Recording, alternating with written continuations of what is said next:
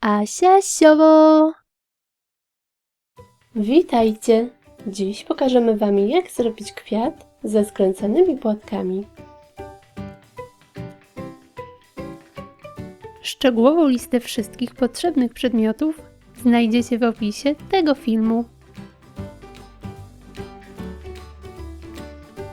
Z tasiemek o szerokości 50 mm ucinamy kwadraty. Kwadrat składamy na pół. Sklejamy róg. To samo robimy z drugim kwadratem. Łączymy oba trójkąty.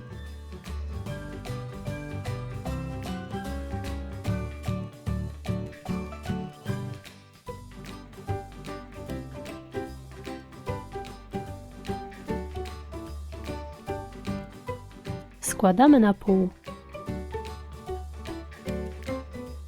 Na środek nakładamy klej. Zwijamy niezbyt ciasno jedną część trójkąta.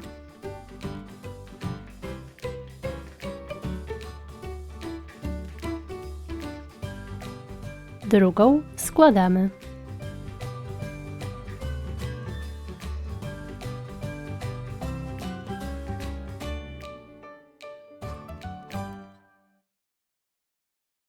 Odcinamy róg.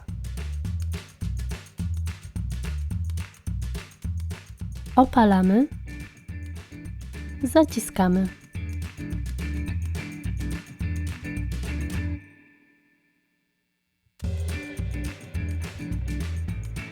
Odcinamy tył.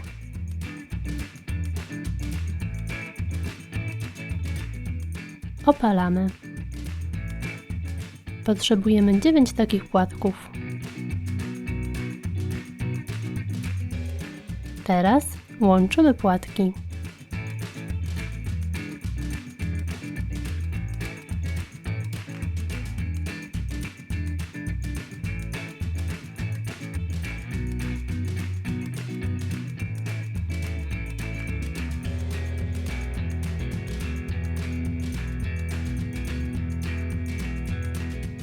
Na środku mocujemy cyrkonię.